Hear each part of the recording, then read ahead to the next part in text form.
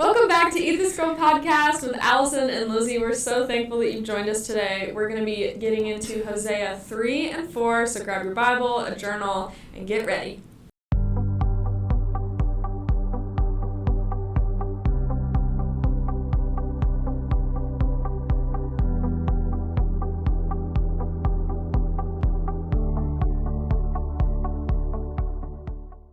Welcome back to Eat This Girl. We're so glad you're here. We're excited to get into another episode. But as per usual, we're going to start with a little question just to get our juices flowing. Let you guys get to know us a little better.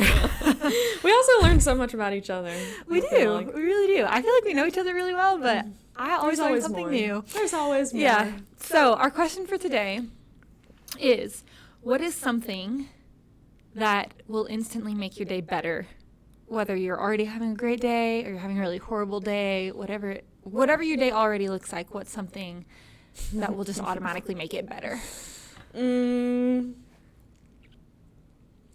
Something that I really love about each and every single day, and no matter what type of day I'm having, it always is just the best, is getting home and putting my PJs on and getting in my bed.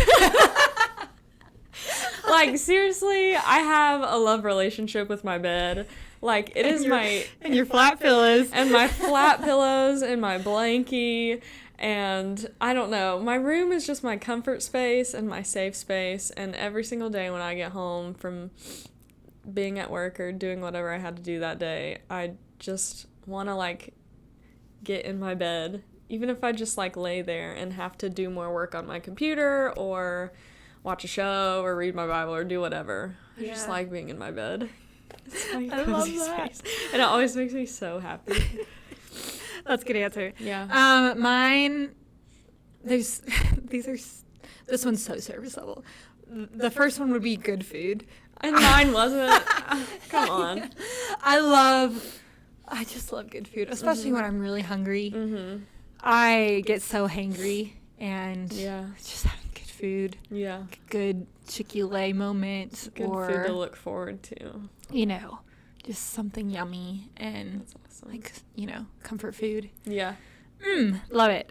So good food. But really the biggest one, I think, is if I get to be around people, like the people that I love, and just spend time with them. So, like, if we have an unexpected meeting at work, makes my day. Like, yes, we get to be together. Oh my gosh. And all the rest of us are like rolling our eyes like, oh, this is going to take so much time away. I'm like, what can I do to make this meeting longer? Yeah. She always wants to be together, which is sweet. I love it. Yeah, so I love that. Or like if everyone just randomly decides we're going to go to lunch together, or if, like, I get home and my husband was going to be out doing something for the evening and then he decides, actually, no, I'm going to stay home and spend it with you. Oh, that's the best. That is sweet. I love when that happens. So, yeah, if I get unexpected time with the people that I love, that just, it makes my whole week, I feel like. That's so good. So I will say, like, Derek coming home every day, because I'm usually upstairs, in bed. And he gets home kind of later in the evening, and I, like, hear the door open, and he's like, Bunny! Aww. And I'm like, hey!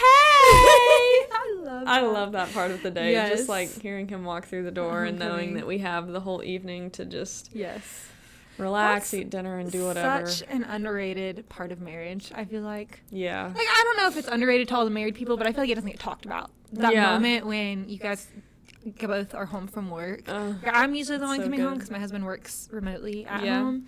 So usually when I walk in the door and, like, my dog's there to greet me and sweetie, but then when I see Kyle and I'm just like, it's me, your wifey! Yeah, it's so fun. It's just, like, the sweetest moment of the day. I know. Well, it's just like, you know, when you're dating somebody, you just want to be with them, like, all the time, but you can't. Like, you always have to end up separating and going to your individual houses. And that's one of the main things that me and Derek talked about in our engagement that we looked forward to, was not having to say goodnight at the end of the night, you know, and separating. Like, it just never ends. You get to be with them in all of your free time, you know, when you're at home, and it's so sweet.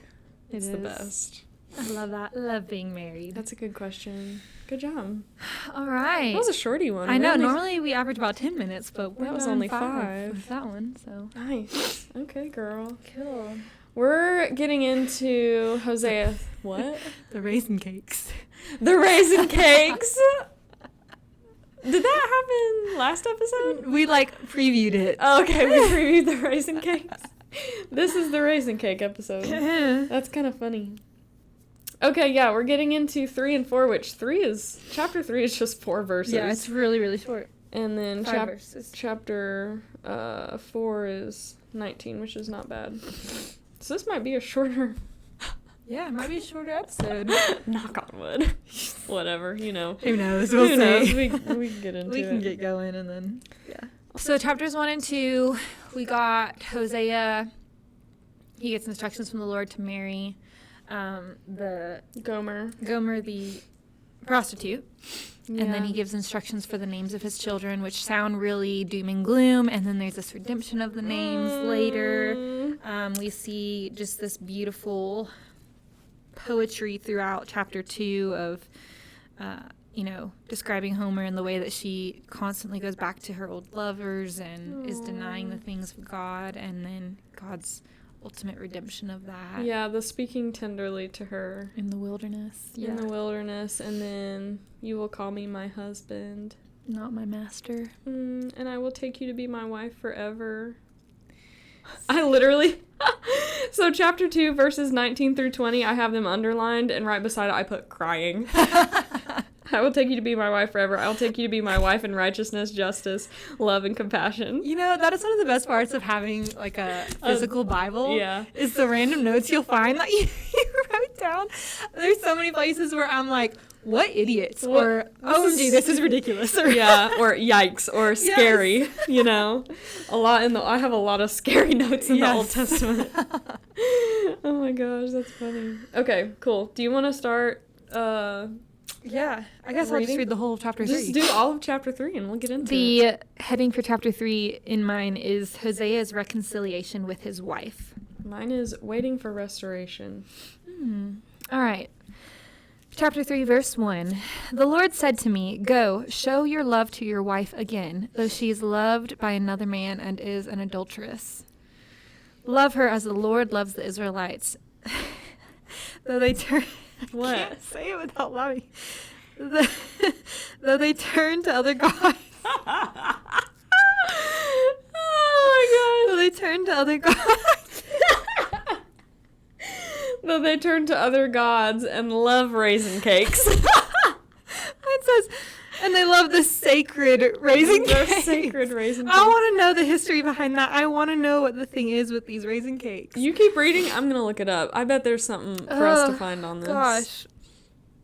Love her as the Lord loves the Israelites, so that they turn to other gods and love the sacred raisin cakes. So I bought her for 15 shekels of silver, and about a homer and a lethek of barley. Then I told her, "You are to live with me many days. You must not be a prostitute or be intimate with any man, and I will behave the same way toward you. For the Israelites will live many days without king or prince, without sacrifice or sacred stones, without..." Do you pronounce this ephod or ephod? Ephod. Where? In verse 4. Without ephod or household gods. It's, it's like the garment that the priests wear. I feel like I never get the pronunciation right. But I feel like it was an ephod. Verse 5. Afterward, the Israelites will return and seek the Lord their God and David their king. They will come trembling to the Lord and to his blessings in the last days. Wow, I love that. They will come trembling to the Lord. That is good. That's so cool. I love that. Yeah. I kind of want to see what that word trembling. You got anything on the raisin cakes? I did. I found a little thing. Okay, rich raisins. So this is from, this is from corechristianity.com, so if this is wrong, it's their fault, not my fault. It says, these cakes are mentioned in a few other places in the Old Testament, and usually they present no problem. In 1 Samuel 30, pressed raisins are administered to revive a fainting slave. In 1 Samuel 25, they're part of a generous list of foodstuffs provided by Abigail for David. In 2 Samuel 6 and 1 Chronicles 16, David hands out raisin cakes to the people after a sacrifice in the temple as a sign of celebration and blessing. A raisin cake seems to be the ancient equivalent of really nice chocolate. Energy-rich, delicious, and luxurious. In Isaiah 16, they're used to represent all the lost prosperity of the nation of Moab. Lament and grieve, we are told, for the raisin cakes of Kir Hareseth. But if raisin cakes are so great elsewhere in the Bible, why are they a problem in Hosea 3? Because it has them right next to turn to other gods and love raisin cakes. Yes. So they're relating it to idolatry somehow. Yeah. Part of it may be that they evoke a sense of luxury, the rich living, which can distract people from God. In chapter 2, Hosea's wife, Gomer, talks about my wool and my linen, my olive oil and my drink, and decks herself with jewelry, going after the lovers who she thinks can provide these things for her, and forgetting that it's Hosea who actually gave them. This is not only a metaphor for how God looks at his people and is rejected by them. The same distractions are really, literally theirs. I don't know what that means. In 4:10, they love wine, and in 8:14, they build palaces. The prophet uses both to prove that they have forgotten the Lord. Wealth makes them complacent, believing in their own skills and capacities rather than worshiping God with gratitude. So raisin cakes stand for the flourishing vineyards and swelling bank accounts. Love these too much, and you will worship yourself instead of God, who makes the rain fall and the sun shine. Okay, that makes sense. So they're just a, metaphor for luxury. And Yeah. Because they were really special. It's still funny, though. It's really funny. Raisin cakes.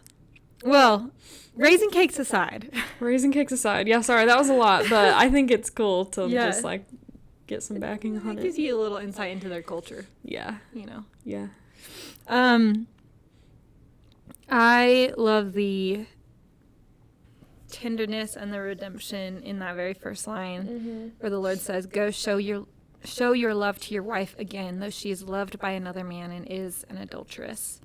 Love her as the Lord loves the Israelites." It's just this tenderness and this beauty of redemption that just reminds us of that.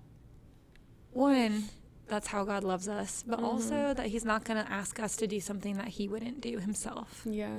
He is going to love those who are adulterers against him.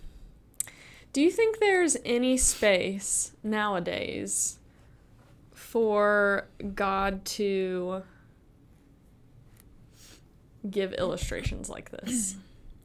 What do you mean? So I think about, every time I read Hosea, I think about, what if we knew a guy in the church that was our age, and he started proclaiming that the Lord told him to marry a prostitute because to represent something that God was trying to say to us. We would think he's absolutely nuts. I think you're so Do you right. think the Lord still asks people to do immoral things like this to teach us things? Or do you think this is just this is not trying to give anybody an excuse to marry an adulterer, but what do you think about that? Do you know what I'm asking? Yeah, that's such an interesting question. And I don't would think that God would ask you to do something like this because it seems like a sin. Yeah. But he did.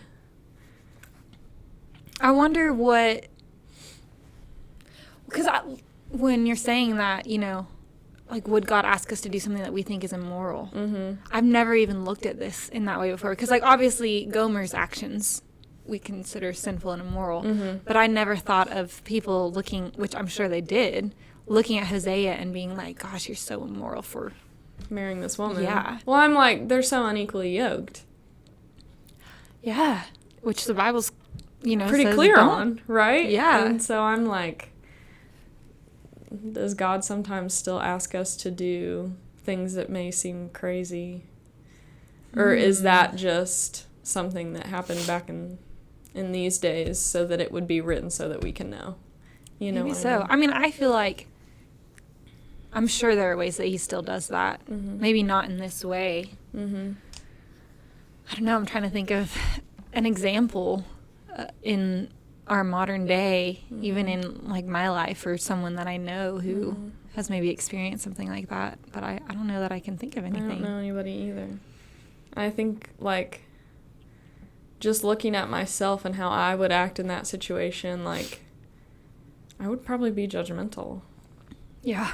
Of our friend that feels like the Lord told him to go marry a prostitute. Yeah.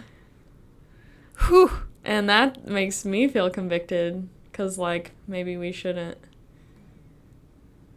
act like we know what God is doing. That's a whole word right there. I don't know. Do you know what I'm saying? I do. I'm going a little deep into it, but I'm just like, what if this happened today? Like, how would we act? Like, initially, like, my default would probably be to be like, that's crazy. Like, there's no way that's God. There's no way that's God. And you never want to say that. Yeah. When it's actually God. Yes. Man. That is an interesting question. Because I do think the Lord definitely still asks us to do things that we think are maybe crazy, crazy or uncomfortable. Yeah, unproductive, counterproductive, Like, I just think about how, which this is not even on the same level, but I think about how I was in teaching and how it was just so clear to me that that's not where I was supposed to be, even though I had spent years getting the degrees and, had put so much time and effort and energy into this career. And then to feel like the Lord was saying, no, that's not it, which obviously worked out for good. And I'm exactly where, I need to be now. But, there's definitely, he definitely asks us to do things that don't make sense to us. But to ask us to do something where it seems like it's going against even what his word says. Yeah. That is a wild thing to think about. I know. I don't know. I don't know either. I'm sure. I mean, I wonder if there are people who've... I know there are people who've gotten married to someone who is unequally yoked to them. Yeah, people do it all the time, yeah. But I wonder if there's anyone that we know of, and we just don't know the story, where they prayed about it and felt like the Lord was saying, yes, you do need to do this. And then I wonder if there was like a story of how their spouse wound up coming to the Lord. I actually know a story like that, now that I think about it.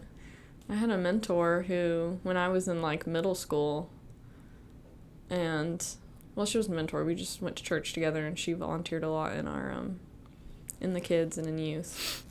But she's loved Jesus her entire life, and she met her husband, and he wasn't a Christian, and she felt like the Lord said that she still needed to marry him. Wow. And she married him, and now he's one of the strongest Christian men that that's amazing. You would ever meet, and they have an amazing family, and they're beautiful kids. Like, they're very blessed, I mean, obviously it's not this. Yeah, but it's like the concept maybe is like, yeah, maybe sometimes the Lord can show you a picture of the future and be like, this is what it's gonna be. Not that we should go around and just, like, there's a rule, case by case. There's a rule, and then there's an exception. Yes. And the story that I know of is the exception. You never marry somebody with the intent that you're gonna change them. Yeah. And, she didn't change him like the Lord did. Yes. But he told her that he was gonna do that, and she held true to his promise, or she held him true to his promise. Yeah. Yeah. Crazy. That's an interesting question. I know. I was just thinking about it when God's like, go back and show love to the woman who's cheated on you. Yeah. Which, I mean, there are definitely so many instances, even people that, I know and that we know who have been cheated on and that marriage has been redeemed, Yeah. So many.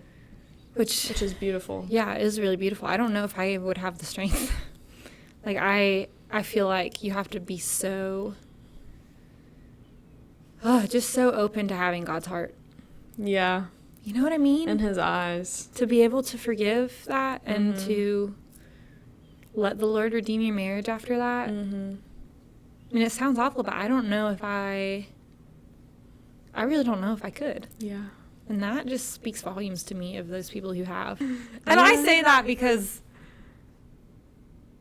of the trust you have. Yeah, the trust that I have. And you just can't imagine it broken. Because I know this will never happen in my marriage. I'm not speaking it over my marriage. But, yeah, you know, to get back to just unwavering trust for your spouse would be so hard. And I feel like the Lord places a special blessing on people who go through the work to do that. You know, 100%. So that's tough. Yeah. And that's not to shame anybody who has been divorced because there was unfaithfulness. No, because I think the Bible thinks that is a valid reason to divorce. Yeah. So you have every right to leave if your covenant has been broken. But if you can stay, if you can find a way. Yeah. If you can trust the Lord to redeem that. Ministry of reconciliation is God's business. Seriously. And, you know, that reconciliation doesn't have to look like a redeemed marriage. No. Maybe it's just great co-parenting, great friendship. There's so many different ways that can play out. Yeah. So. That's kind of heavy. Yeah, let's move on a little. Okay, I really love, I already said this, but the last verse, afterward the Israelites will return and seek the Lord their God and David their king. They will come trembling to the Lord and to his blessings in the last days. And I looked up trembling. I just love, I think it's so good when the Bible uses words like that. It's talking about, one, the fear of the Lord, but it uses the word dread, to be in dread. And in this specific context, it's referring to submission and submitting to the Lord. But I think that submission almost comes out of this sense of dread. And I don't necessarily think that it's dreading the Lord, but I think it could be dreading his judgment. Dreading his punishment, Like when you... Who wouldn't? When you get to a place where you're realizing that, oh my gosh, I have rejected God and I have cheated on him and prostituted myself out to everything else when I should have been faithful to him. The weight of that judgment. I just got chills on my whole body. Ain't no horror movie could compare. There ain't no dang raisin cake that's worth that. No raisin cakes are worth that. Like, that's so funny. That's what I imagine that dread to be, of just this fear of the Lord that goes so deep that every piece of you has to submit because you realize there's no other option. You either submit or you don't. And there's a possibility of not good things. Yeah. Who knows, you know? But, you know, there's always... Because he loves us. I mean, this story is about grace, right? Yeah. Like, because he loves us, like, we should expect the judgment and the punishment because we should have a correct perception on reality and what we deserve. Yeah. Mine says they will come with awe to the Lord, which I've heard a lot that awe and trembling are like the same thing. Yes. Like a lot in scripture. Like they can translate to the same word and be interchangeable. Yeah, that's the other word that it uses. It's dread, to be in dread or to be in awe.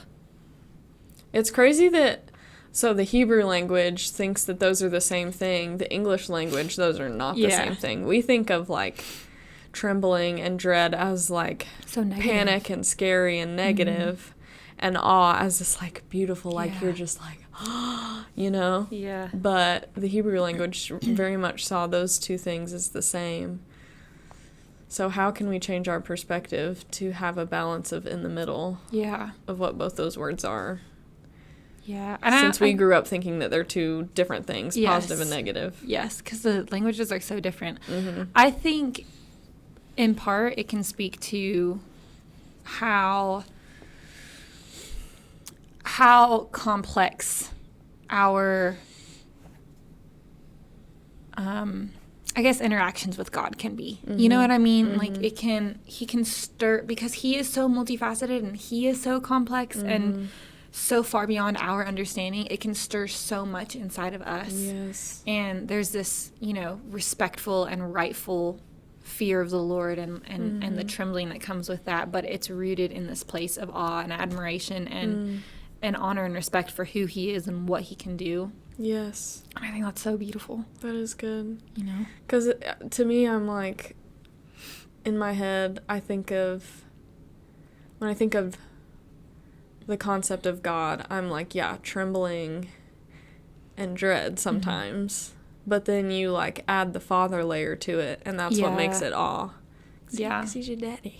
Yeah. I know that's, we're both growing in that perspective. An hour and a half counseling session on that the other day. We're both growing in that perspective, but there's something about remembering that God is Father that makes it feel more safe and more awe. Yeah. And just reverence and respect than like, oh, I should be scared of you. Yeah. Man, that's so true. Because I think about, like, my dad growing up. And he could be very, like, strict.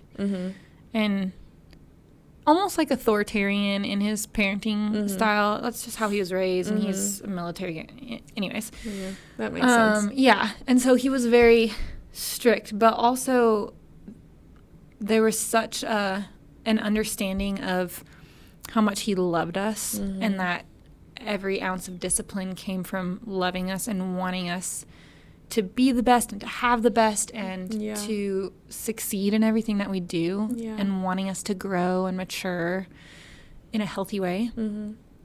And, I think that's why fathers in general are just so important, and why it just breaks my heart that fatherlessness is just running rampant, especially in our generation, because when we don't have that understanding on an earthly level of, okay, this is what a father does and this is why, and he loves me so greatly no matter what, then it's so hard for us to even comprehend how that could work on God's level. I feel so thankful that though we both have experienced fatherlessness, for the short times that we did have our dads, like, it was good.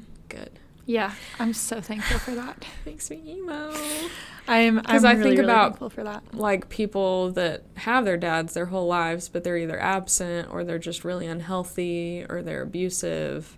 Yeah. I'm just like, man, I'm thankful that even though mine's not around anymore, that the time I did have was, like, beautiful. Yeah. And it didn't destroy your perception of fathers. Right. It didn't. Yeah. There's some blank spaces. Yeah. But because, nothing's... like, I think about that a lot. Of, like, I knew my dad as a little girl, and I knew how to have a dad as a little girl, but now I'm having to learn how to have a father as an adult. Yeah. And that's totally different. Right. But... And the teenage, because there's, like, childhood and then... Teenagerhood, and now adulthood. Yeah.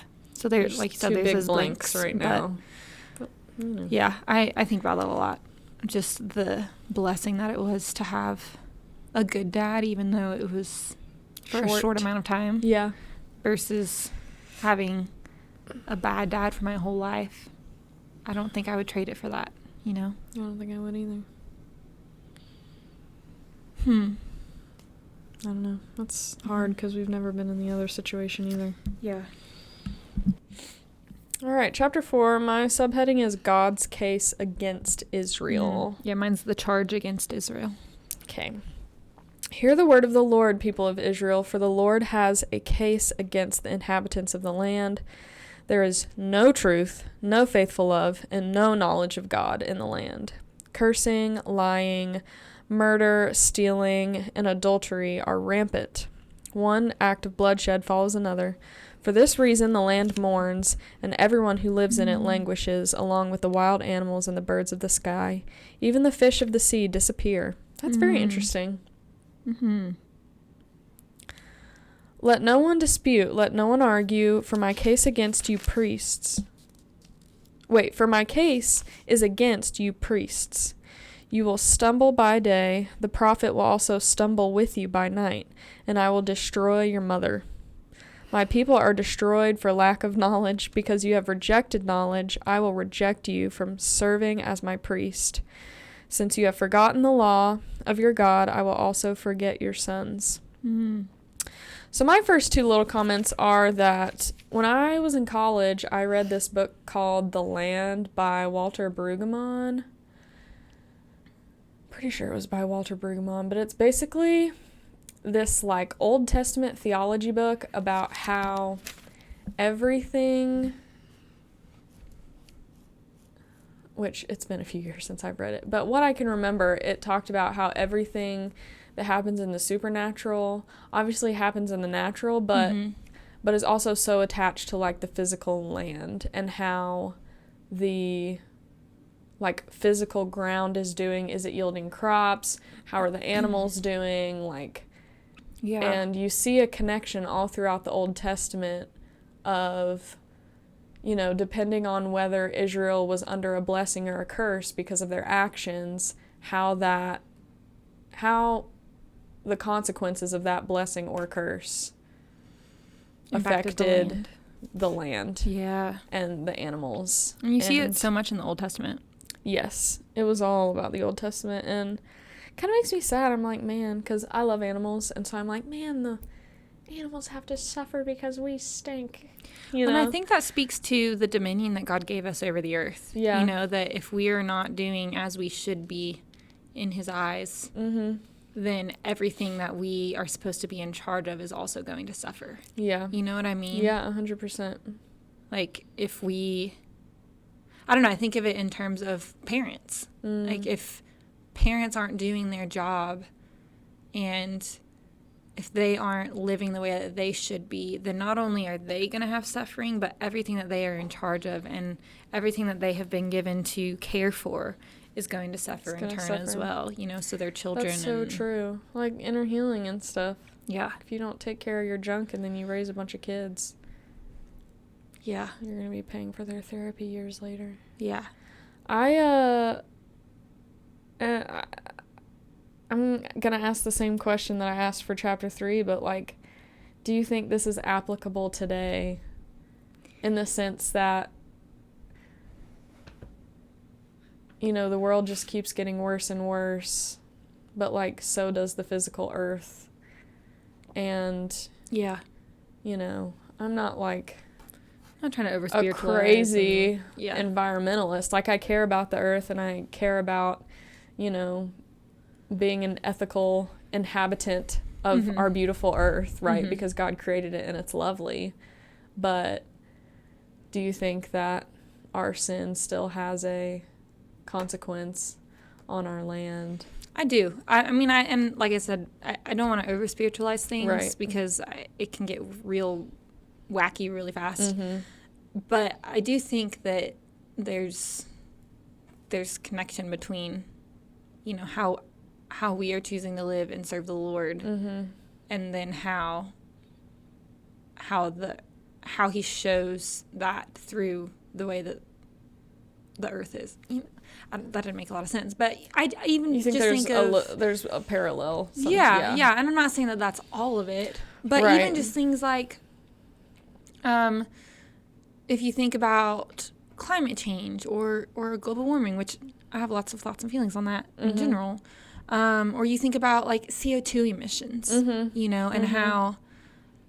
I'm not saying that all modern advances that release CO2 are horrible and like anti-God or so like God's punishment on the earth, right? But I do think there's this level of like we have been charged to care for this place, and I think part of doing that, like I think about I say this all the time, but when I go back to Eden, part of Adam and Eve's role in caring for the earth and having dominion over it was also walking in unity with God. Yeah, that's true. You know what I mean? Like, that was an integral part of Eden, was that they were dwelling with him on the earth as they cared for it. That's so good. And so if we are not doing the same, then how are we possibly supposed to care for the earth the way that it's, you know? Like, there's no way that we can do that the way that we're truly meant to if we're not dwelling with God as we do it.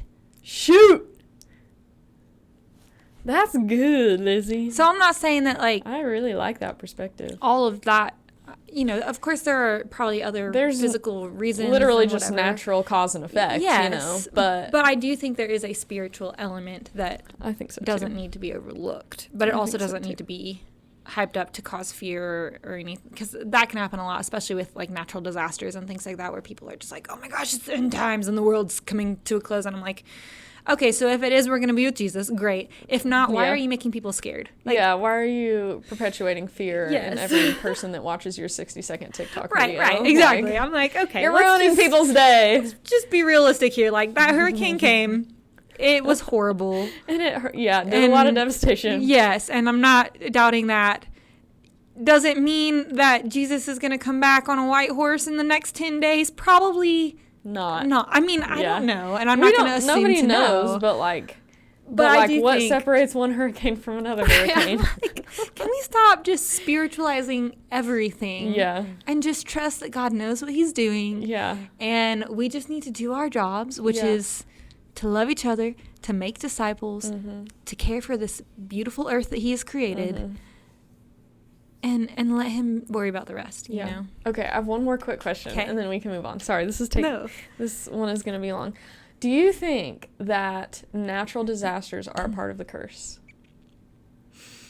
Because I've heard, simply because of the destruction that they bring on human life, because I don't think it's included in the... No, I don't think it is. In the thing, but I think about, if we are kind of cursed because of the fall, and the land is kind of cursed because of the fall, all these things are cursed because of the fall, is that why hurricanes, tornadoes, tsunamis happen? Is just because that's just a natural consequence to us kind of messing up how God made everything?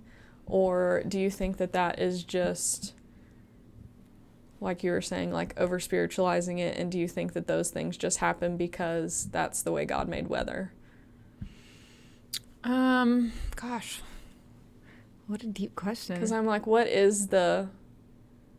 if God made those things and that's just how weather happens, don't you think there would be a positive impact that would come out of those?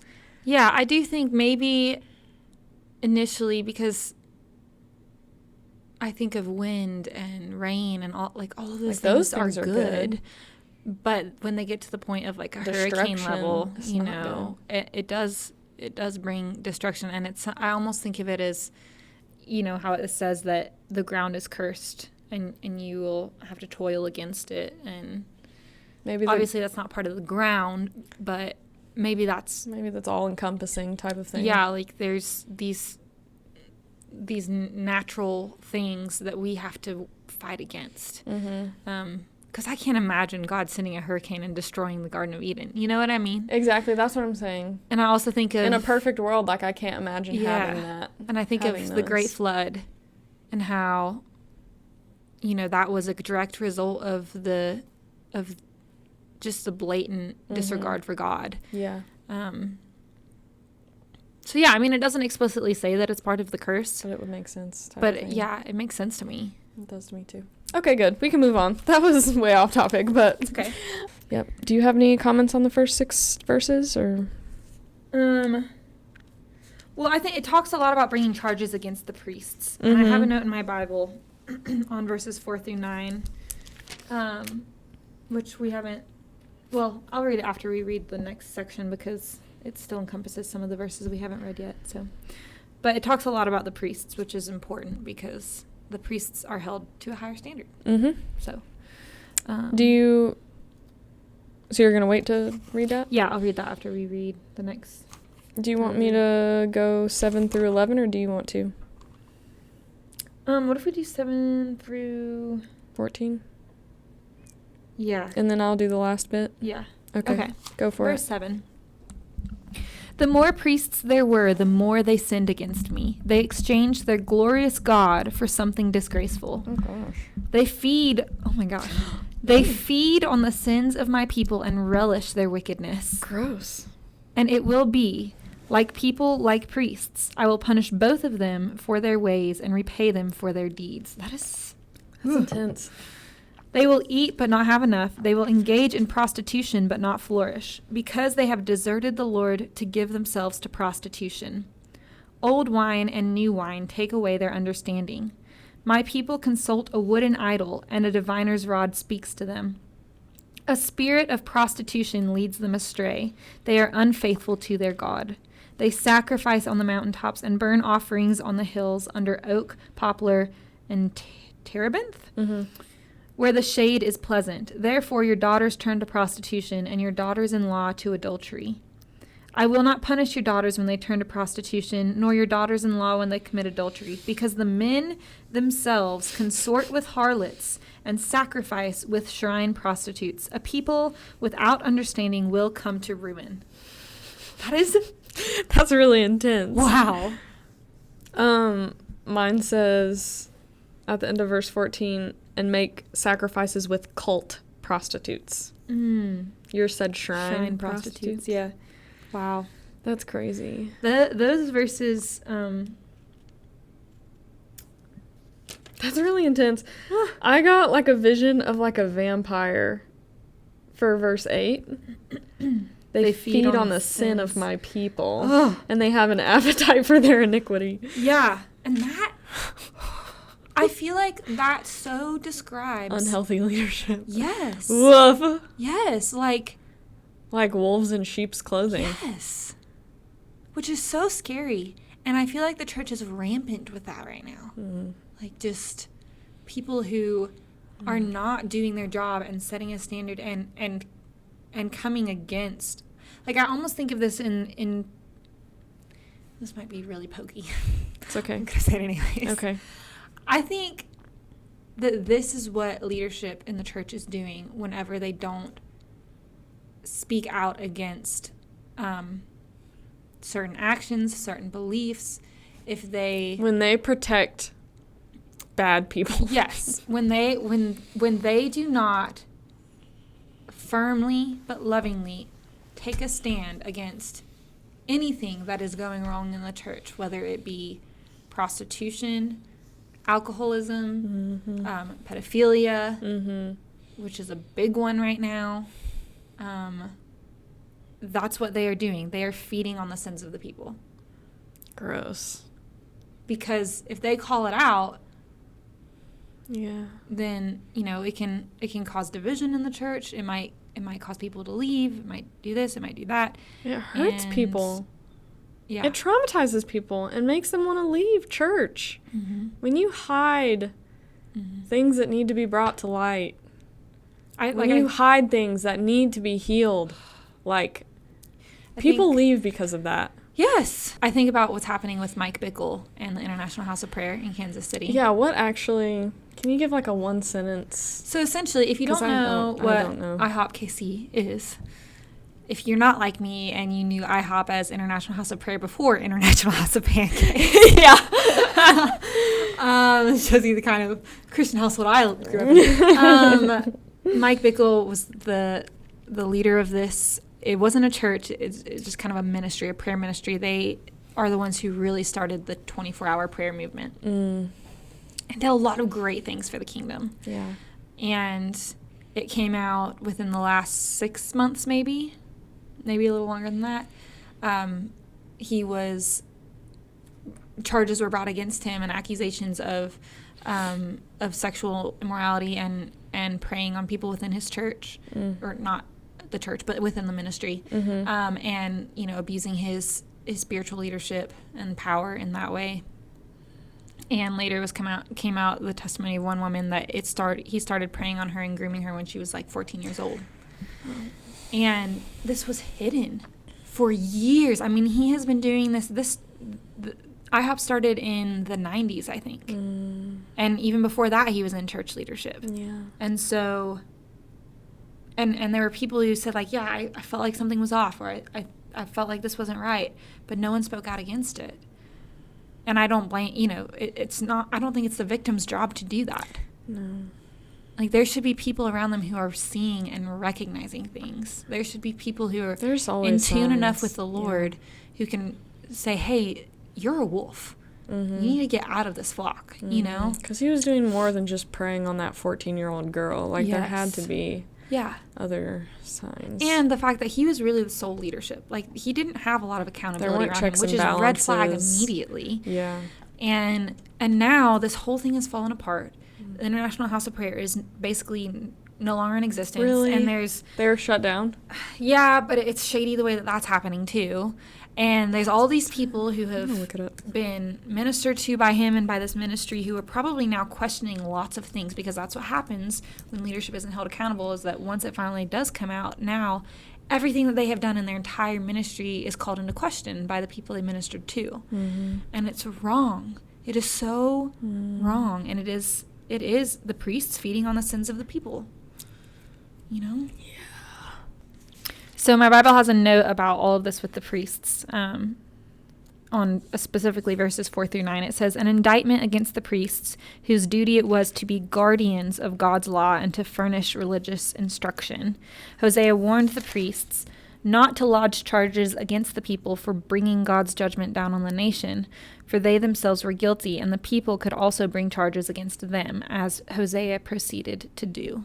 So basically, it's the priests try to blame the people for this judgment that's happening, when in reality, the priests are just as to blame, because they it's haven't their job to anything.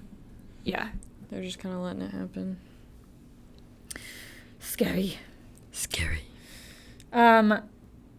The fact that it says a spirit of prostitution in verse 12. Okay, so yours says, let's see. Yeah, mine says it too. For a spirit of promiscuity leads them astray.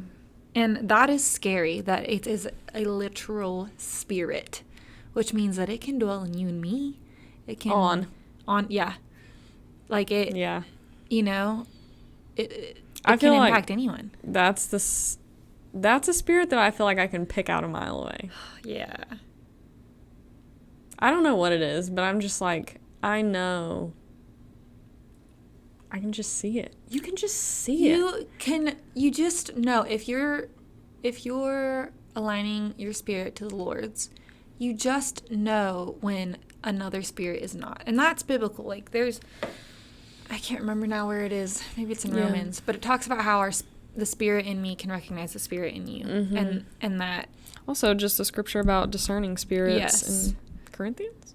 Yeah, I don't know. Something like that. Somewhere. And I think there's another verse that talks about how if two spirits, like if a spirit in someone else is not aligned with the spirit of God that's in you, there's like a separation that is obvious to you.